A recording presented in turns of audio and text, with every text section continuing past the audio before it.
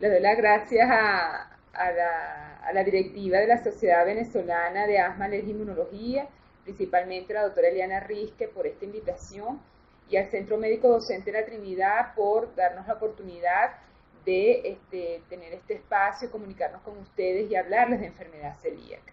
En primer lugar, vamos a definir lo que es enfermedad celíaca y decíamos que la enfermedad celíaca es una patología sistémica mediada inmunológicamente provocada por el gluten y prolaminas relacionadas en individuos genéticamente susceptibles y se caracteriza por la presencia de una combinación variable de manifestaciones clínicas dependientes del gluten, anticuerpos específicos, haplotipo HLA, DQ2 o DQ8 y enteropatía.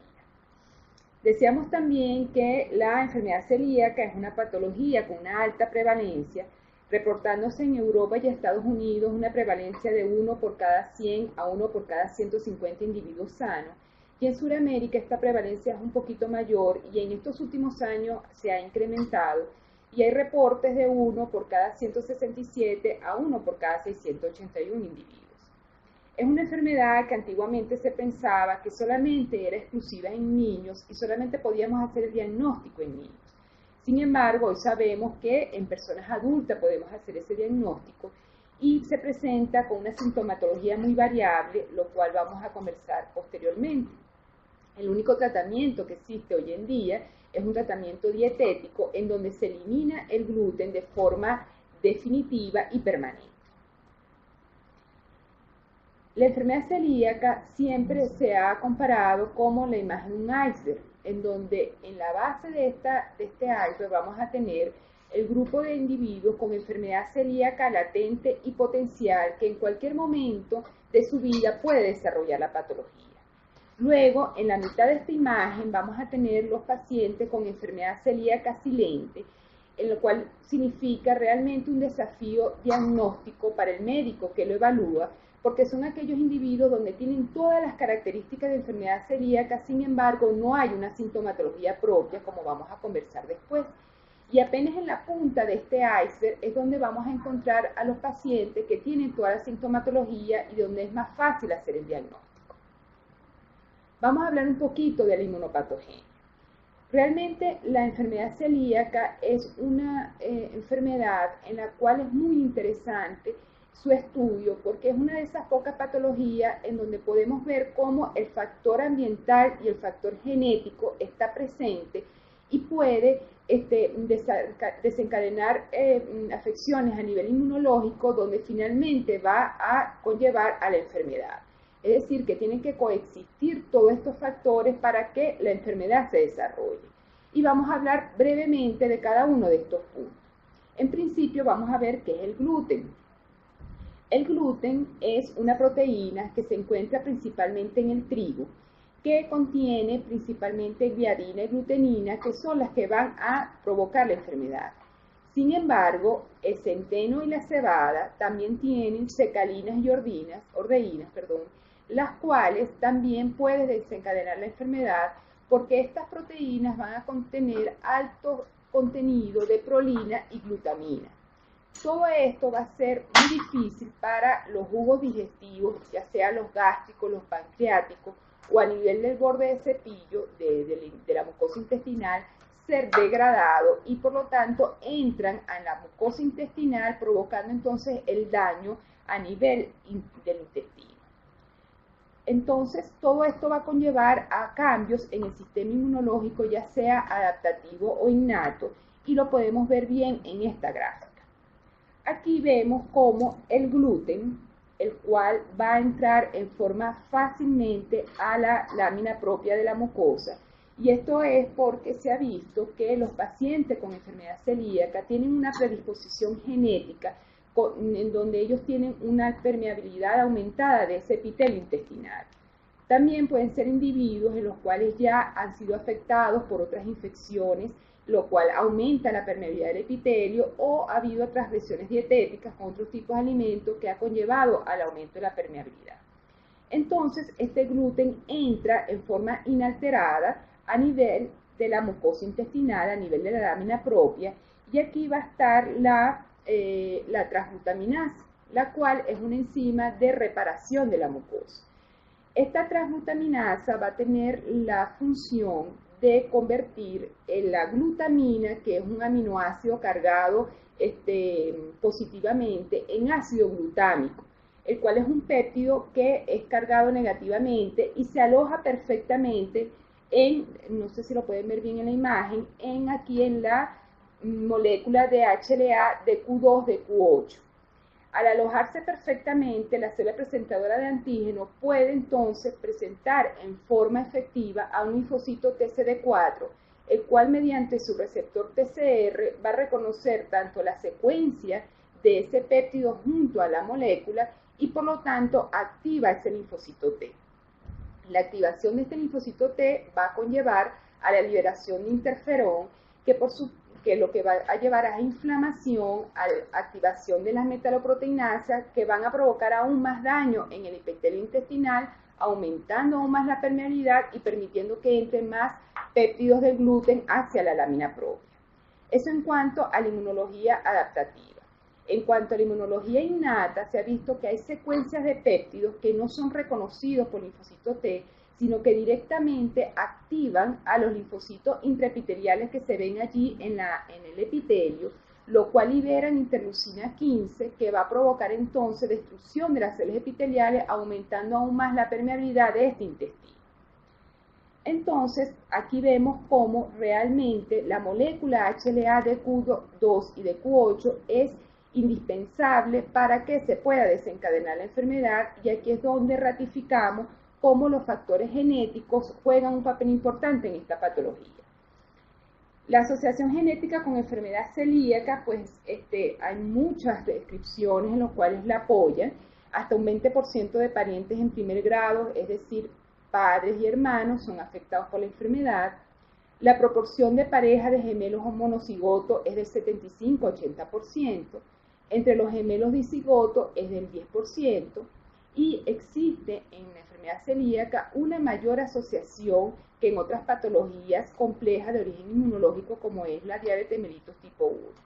Y como ya dijimos, está fuertemente asociada a los genes HLA de Q2 y de Q8. Recordemos que la molécula de clase 2, en este caso específicamente la de Q, es un heterodímero en la cual está codificada su cadena alfa, que ahí aparece en el dibujo alfa 1, alfa 2, por el alelo de QA, y la cadena beta es codificada por el alelo de QB. En el caso de enfermedad celíaca, el haplotipo que está relacionado con la patología es el haplotipo de Q2, que está constituido por el DQB102, que puede ser el 0201 o el 0202, acompañado del QA105, y también por el haplotipo de Q8, el cual está constituido por el alelo de QB10302 junto con el de QA103. Este haplotipo, principalmente el de Q2, se ve presente hasta el 95% de los pacientes con enfermedad celíaca, y en el caso del de Q8 hasta el 10% de pacientes con enfermedad celíaca. Sin embargo, en población sana, nosotros podemos ver el de Q2, se ha reportado en la población caucásica, hasta 40% de los pacientes pueden tener el de Q2, y en el estudio hecho por nosotros, vimos que en la población mestiza venezolana, hasta un 28% de los individuos tienen de Q2, y no todos ellos desarrollan enfermedad celíaca. Por lo tanto, no puede ser un criterio único de diagnóstico y no podemos pedir HLA en primera instancia en pacientes que estemos sospechando de enfermedad celíaca, porque ya sabemos que individuos sanos lo pueden tener y no todos van a desarrollar la enfermedad. Con la determinación de los alelos no solamente nos puede servir para diagnóstico, sino también nos puede ayudar para saber el riesgo de la enfermedad, el cual puede ser muy alto, bajo o simplemente no tener ninguna relación con la enfermedad. Así tenemos que los individuos que tienen tanto el haplotipo de Q2 y de Q8, su riesgo es muy alto.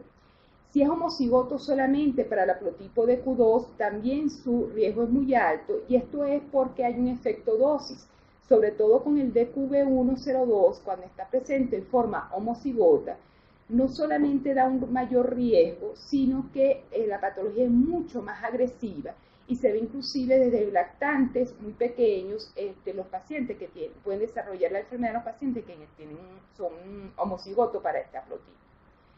En el caso de que ya se pierde el DQB1, este riesgo va disminuyendo y cuando ya no está, pues simplemente no es un alelo de susceptibilidad para la enfermedad y por lo tanto es poco probable que el paciente tenga enfermedad celíaca. Entonces ya teniendo una introducción de cuál es la inmunopatogenia de la enfermedad, cómo afecta el factor genético en el desarrollo de esta patología, vamos a entrar de lleno en lo que es el diagnóstico. Para hacer el diagnóstico de la enfermedad se deben cumplir los 4 criterios, los cuales nos pueden ayudar para entonces hacer un seguimiento y para poder entonces indicarle una dieta libre de gluten a un individuo para toda su vida. Por lo tanto, es muy importante hacer un diagnóstico preciso y también es importante para poder estudiar a los familiares que tienen esta patología. Entonces vamos a empezar con las manifestaciones clínicas. Las manifestaciones clínicas pueden ser manifestaciones típicas gastrointestinales, que lo vemos principalmente en niños pequeños, en lactantes, en preescolares, que se caracteriza por dolor abdominal recurrente, que puede estar asociado con diarrea crónica o intermitente. Sin embargo, puede haber estreñimiento, no siempre vamos a encontrar diarrea en estos pacientes. Puede haber vómitos y en vista del síndrome de mala absorción van a ser niños que no ganan peso, que van a tener distensión abdominal en forma permanente y vamos a ver ya signos de nutrición. Sin embargo, vamos a tener otras manifestaciones extraintestinales que no son las típicas y es donde aquí nosotros tenemos que tener una mayor agudeza para hacer el diagnóstico. Generalmente esto ya lo vemos en adolescentes o en adultos que han pasado desapercibidos durante su vida de la patología y ahora están teniendo otras manifestaciones que no son las gastrointestinales y las cuales las debemos reconocer para pensar que posiblemente estamos frente a una enfermedad celíaca. Una de las principales es la fatiga. También vamos a encontrar anemia ferropénica, el cual no responde con la terapia con hierro. La dermatitis herpetiforme es un criterio típico de enfermedad celíaca. En adolescentes vamos a encontrar hipoplasia de esmalte dental. Estos individuos van a tener aftas bucales recurrentes, lo cual tenemos que sospechar, lo cual es un síntoma muy común que lo vemos en la consulta. Otra de las sintomatologías muy importantes es la artritis y la artralgia cuando no encontramos otras causas que la pueden provocar y cuando quitamos el gluten de la dieta mejoran en forma sustancial. El aumento de las transaminasas también cuando no encontramos otras causas es la llamada transaminitis, en la cual hay un aumento de las transaminasas y no encontramos causa, tenemos que pensar en enfermedad celíaca. Van a ser niños con estatura baja, con retardo de la pubertad. También podemos encontrar problemas en la fertilidad, son mujeres que les cuesta quedar embarazadas, puede haber abortos recurrentes en pacientes celíacos. Puede haber afectación a nivel del sistema neurológico, principalmente cefaleas recurrentes, polineuropatía, lo cual es muy importante cuando determinamos pacientes con diabetes mellitus tipo 1, que pensamos que esas polineuropatías es por la diabetes y probablemente está asociada a una enfermedad celíaca, hemos visto casos de esta manera. Y también podemos ver niños que son apáticos, que pueden tener ansiedad, depresión, y cuando quitamos el gluten de la dieta, pues esto mejora en forma significativa. Hay patologías asociadas a la enfermedad celíaca que cuando estamos frente a ellas siempre tenemos que descartar la enfermedad celíaca. Pueden haber enfermedades autoinmunes asociadas, principalmente la diabetes mellitus tipo 1, nunca nos podemos olvidar de eso. Cada vez que vemos niños o adultos con diabetes mellitus tipo 1, siempre tenemos que descartar enfermedad celíaca. Otras patologías autoinmunes que pueden estar presentes, la tiroiditis autoinmune, la hepatitis autoinmune, miastenia gravis, cirrosis biliar, la colitis esclerosante, etc. Las enfermedades genéticas también son importantes y en este caso sí tenemos que determinar en forma primaria el HLA, como vamos a ver después, principalmente en los niños con síndrome de Down, síndrome de Turner o síndrome de Williams. La inmunodeficiencia primaria, principalmente la selectiva para inmunoglobulina A, también es otra de las patologías donde debemos pensar en enfermedad celíaca. Ahora vamos al segundo punto de diagnóstico, que es la determinación de anticuerpos específicos. Los anticuerpos específicos que hoy que están al día, que vamos a mencionar, es la antitransglutaminasa IgA, el antidiomisio IgA y el antipéptido de gliadina de aminada IgG e IgA. Para nosotros poder interpretar bien estos anticuerpos, tenemos que tomar en cuenta 4 consideraciones importantes. En principio, es la concentración sérica de inmunoglobulina A, porque si son individuos que hay deficiencia de inmunoglobulina A, pues vamos a tener falsos negativos, porque no va a tener inmunoglobulina A el individuo. La edad del paciente también es importante, se ha visto sobre todo en los lactantes, en los primeros 2 años de vida, pues no van a dar un reporte de anticuerpos y por lo tanto lo tenemos que seguir estos niños en el tiempo o tener otro método diagnóstico como vamos a ver. El consumo de gluten, si el individuo tiene mucho tiempo sin consumir gluten, estos anticuerpos pueden dar negativos y por lo tanto no podemos hacer una buena interpretación. Y si el paciente está con un tratamiento inmunosupresor, también nos puede dar estos anticuerpos negativos. Entonces tenemos así que la antitransglutaminasa IgA tiene un alto rango de especificidad y sensibilidad. Este es el test de preferencia para hacer descarte. Cuando sospechamos a un paciente con enfermedad celíaca, no necesariamente tenemos que pedirle todo el panel de anticuerpos, simplemente simplemente pidiendo la antitransglutaminasa como descarte, nos puede ayudar siempre tomando en cuenta de que tenemos que determinar la concentración total de inmunoglobulina A. El antidiomisio tiene la ventaja que tiene un mayor porcentaje de especificidad, sin embargo, como es un anticuerpo que es hecho por inmunofluorescencia indirecta, pues depende mucho del observador, de la expertise del observador, y entonces eso puede ser una desventaja para la interpretación de este anticuerpo. Y en los últimos años ya se ha descrito el antipéptido de gliadina de aminada. Ya la antigliadina pues ha pasado en desuso porque daba muchos falsos positivos, en cualquier proceso inflamatorio puede dar una antigliadina. Sin embargo, el antipéptido de gliadina de aminada tiene la ventaja que lo podemos determinar tanto IgG como IgA y tiene un alto porcentaje de especificidad y sensibilidad. Principalmente lo debemos tomar en cuenta en los niños menores de 2 años, en donde aumenta este porcentaje de especificidad en este grupo de pacientes. El tercer punto diagnóstico es el estudio del HLA, que ya lo hemos conversado. Sin embargo, dijimos que el HLA no se puede pedir en primera instancia. Hay ciertas situaciones en las que uno debe solicitar el HLA. Una de ellas es que los pacientes sean seronegativos, es decir, que no tengan los anticuerpos. Sin embargo, a los hallazgos histológicos a nivel de la biopsia duodenal son dudosos. Entonces aquí el HLA nos puede ayudar. También en aquellos individuos en donde ya tienen dieta libre de gluten y no se le confirmó el diagnóstico, y aquí siempre tenemos que hacer el diagnóstico antes de colocar una dieta libre de gluten, porque después sí nos puede complicar mucho más hacer el diagnóstico. En estos individuos que ya tuvieron una dieta y no se le pidieron los anticuerpos, pues pedir ahorita los anticuerpos nos va a dar negativo. Entonces el HLA nos puede ayudar. También en aquellos pacientes donde hay una discrepancia en la serología específica y los hallazgos histológicos, es decir, tiene anticuerpos específicos para enfermedad celíaca, sin embargo los hallazgos histológicos no son propios de enfermedad celíaca, es lo que llamamos enfermedad celíaca potencial. Entonces aquí el HLA nos puede ayudar y hacer un seguimiento en estos individuos, porque en cualquier momento nos puede hacer entonces ya los hallazgos histológicos propios.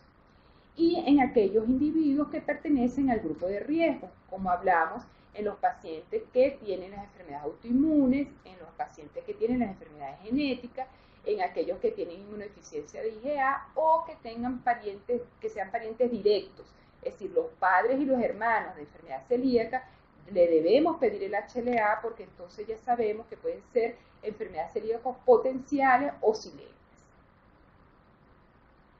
El último punto diagnóstico, el cual es fundamental para hacer el diagnóstico de esta patología, son los estudios histológicos realizados en la biopsia de la mucosa intestinal. La clasificación que se ha usado más es la clasificación de Marsh, en la cual se describen 3 estadios. El 0 es donde no hay cambios a nivel de la mucosa. el 1, en donde hay un aumento de los linfocitos intraepiteliales, que pueden ser más de 25 linfocitos a nivel del epitelio intestinal. El 2, en donde vamos a ver hiperplasia de la cripta junto con el infiltrado mucoso. Y el 3, donde ya definitivamente vemos atrofia de las vellosidades intestinales, que es la característica propia de la enfermedad celíaca, la cual puede ser leve, moderada o completa. Sin embargo, este no puede ser el único criterio diagnóstico, porque estos hallazgos histológicos lo podemos ver en otras patologías. Lo podemos ver, por ejemplo, en pacientes con infecciones parasitarias como la Yardia, el estrongiloides. También lo podemos ver en pacientes con inmunodeficiencia primaria como la común variable o de inmunodeficiencia secundaria por el virus de inmunodeficiencia humana. En pacientes con enteropatía alérgica, en pacientes con alergia a la proteína de la leche de vaca, también podemos ver estos hallazgos histológicos. Por lo tanto, tenemos que complementar con los demás criterios para hacer un buen diagnóstico de la enfermedad celíaca. Entonces, ya hablando de los diagnósticos, vamos a hablar, ya para finalizar, un algoritmo diagnóstico que nos puede ayudar para hacer el seguimiento de estos pacientes. En principio, y esto puede ser a nivel de la medicina primaria o a nivel de una consulta pediátrica o de medicina interna, pacientes con signos subjetivos de enfermedad celíaca, en donde tenemos alguna de las sintomatologías que ya mencionamos, debemos pedirle la antitransglutaminasa IgA, siempre pidiendo además el nivel sérico de IgA para saber que no tiene inmunodeficiencia de IgA. Si la antitransglutaminasa es negativa, pues poco probable que tenga enfermedad celíaca. Sin embargo, tenemos que considerar en principio que no haya deficiencia de IgA, que sea un niño menor de 2 años, que tenga dieta baja de gluten, por lo tanto nos pudiera dar negativo, un falso negativo, que esté bajo tratamiento inmunosupresor o que haya una sintomatología muy severa, muy clásica, en donde no deberemos quedarnos aquí, tenemos que seguir estudiando al paciente, o que tenga las enfermedades asociadas que habíamos hablado. Si este es el caso, o si la antitransglutaminasa es positiva, pues debemos referir al especialista, al inmunólogo y al gastroenterólogo. En este caso, aquí el especialista determina cómo son los niveles de esta antitransglutaminasa. Si la antitransglutaminasa tiene 10 veces más el valor normal, pues se pide el HLA y el antidiomisio, y si estos son positivos, definitivamente esto es una enfermedad celíaca y ya se coloca el paciente con dieta libre de gluten. Si el HLA es negativo, pero el antidiomisio positivo, es poco probable que sea una enfermedad celíaca. Sin embargo, hay que considerar la biopsia en estos individuos. Si los dos son negativos, definitivamente esto no es una enfermedad celíaca y fue un falso positivo de la antitransglutaminasa. Y si el HLA es positivo y el antidiomisio negativo, tenemos que hacer la biopsia. Igualmente, tenemos que hacer la biopsia a los que tienen la antitransglutaminasa por debajo de 10 veces su valor normal, o en aquel grupo de pacientes que nos había dado negativo, pero que queremos seguir estudiando porque hay hallazgos que nos hace sospechar que puede ser una enfermedad celíaca. En este caso, hay que hacer la biopsia y que el individuo no esté en dieta libre de gluten, porque si no, esto también puede variar en los hallazgos histológicos del paciente. Si la biopsia nos reporta un MARS 0,1, que es un estadio muy bajo, pues debemos considerar que puede ser un falso positivo o que sea una enfermedad celíaca potencial, es decir, que el individuo en cualquier momento puede desarrollar la enfermedad celíaca, por lo que tenemos que hacer. No sé, se fue. Se sigue viendo. Ok, disculpe. Entonces, tenemos que ver, seguir la evaluación del paciente en el tiempo. Ahora, si estamos en el valor estadio MARS 2 o MARS 3, con todos los criterios diagnósticos, pues definitivamente esto es una enfermedad celíaca y tenemos que colocar al individuo en dieta libre de gluten. Entonces, ya como conclusiones tenemos que el diagnóstico de enfermedad celíaca se basa, no sé si me están viendo, ¿sí? Entonces, el diagnóstico de enfermedad celíaca se basa en la presencia de síntomas, anticuerpos específicos, presencia de HLA de Q2 y de Q8 y los hallazgos histológicos característicos. Tanto la respuesta inmunológica innata como adaptativa juega un papel importante en la inmunopatogenia de la enfermedad. Existe una amplia variabilidad clínica de presentación, los cuales son las manifestaciones sintomáticas floridas, atípicas y silentes. Los marcadores serológicos, principalmente los anticuerpos antitransglutaminasa y antipéptido de gliadina diaminada, resultan de elección para iniciar el despistaje de los pacientes con mayor probabilidad de enfermedad celíaca, y el estudio genético HLA de Q2 y de Q8 es útil en el manejo de la enfermedad celíaca, dado que casi la totalidad de los pacientes celíacos son HLA de Q2 o de Q8 positivos. Entonces, bueno, esta es la charla. Quería saber si hay alguna duda, alguna inquietud. Nos estamos viendo, entonces, por favor, en el chat, no sé cómo hacer aquí para ver el chat, porque desde aquí, si tienen alguna pregunta, alguna inquietud, la podemos ir hablando. No sé si nos escuchan. Sí, nos está escuchando. Ah, bien, perfecto. Bien. Y yo para ver el chat aquí. Allá. Aquí, perfecto. Ok. Entonces, bueno, estamos conectados. Si tienen alguna pregunta.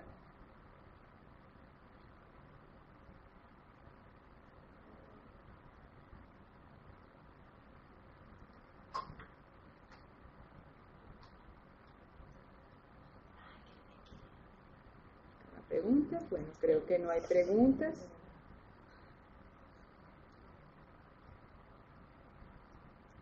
Están escribiendo.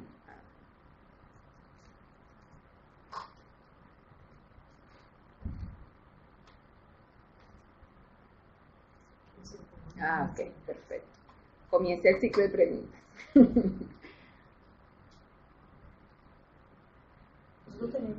Aquí está hablando Marieli, excelente charla, gracias. Lo más difícil son los pacientes con dieta, exactamente. Eso es muy difícil, por eso es importante no colocar dieta libre de gluten sin tener el diagnóstico previo, porque una vez que el paciente esté en dieta libre de gluten, introducir el gluten puede ser un riesgo para ese paciente.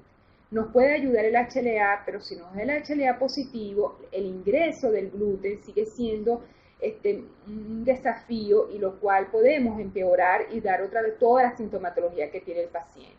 Entonces hay que insistir mucho que eso es una clínica, ahorita es una práctica ahora habitual de colocar todos los niños dieta libre de gluten sin tener criterios de diagnóstico tanto para enfermedad celíaca o alergia al gluten. Por lo tanto, es muy, muy importante aclarar todo el diagnóstico antes de iniciar la dieta, porque entonces sí se vuelve mucho más problemático el manejo del paciente. Hablar de los tiempos, ¿con qué te refieres, Marieli?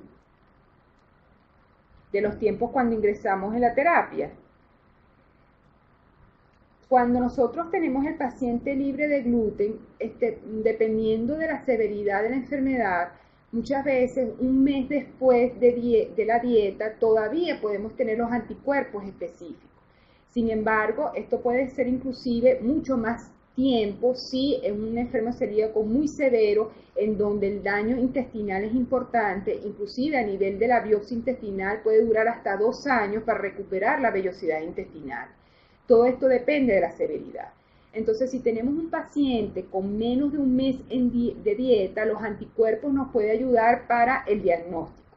Sin embargo, siempre tenemos que considerar en el momento de la interpretación que el paciente ya está bajo dieta, y aquí el HLA nos puede ayudar. Entonces, eso es importante. Y para el ingreso, para hacer un diagnóstico después del ingreso, el gluten se debe incluir en muy pequeñas cantidades, observar la sintomatología en forma muy, muy cercana, inclusive en pacientes muy agresiva a la patología, se dice que hay que hospitalizar al paciente porque la sintomatología puede ser súper agresiva, y en ese momento hacerle entonces los anticuerpos o la biopsia si no se hizo anteriormente.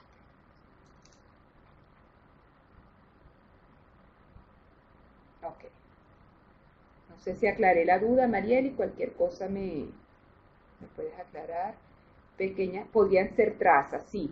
En pacientes que sospechemos que, y eso inclusive está ya estipulado inclusive en gramos, en pacientes que nosotros sospechemos que es una enfermedad celíaca y tuvo una sintomatología muy grave y queremos reintroducir la dieta para estar seguros, tienen que empezar con gramos inclusive de gluten y hospitalizar al paciente dependiendo del caso.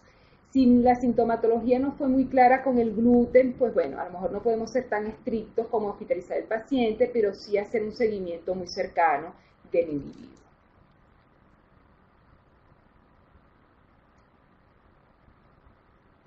¿Alguna otra inquietud?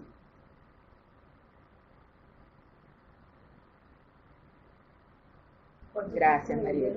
Recibir la dieta con gluten, un paciente que estaba sin dieta con gluten, ¿cuánto tiempo la debería recibir para hacer el anticuerpo después?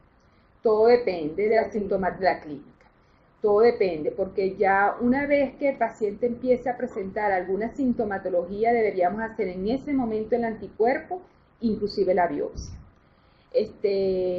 Todo depende de la clínica y de la severidad de la enfermedad, pero eso nos va a ayudar en ese momento a hacer anticuerpo. Pero de verdad que hay que insistir mucho en no colocar dieta sin tener diagnóstico, porque de verdad esto es muy complicado. ¿Alguna otra inquietud?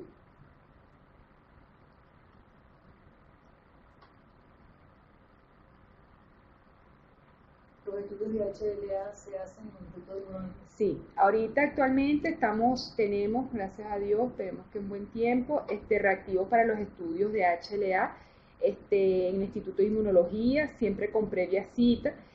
Para el estudio de HLA, por supuesto, no hace falta que el individuo esté, es decir, una vez que coloquemos el paciente en dieta libre de gluten y queremos confirmar el diagnóstico, pues no depende de la dieta. Si podemos hacer el estudio como un estudio genético, se puede hacer en cualquier momento.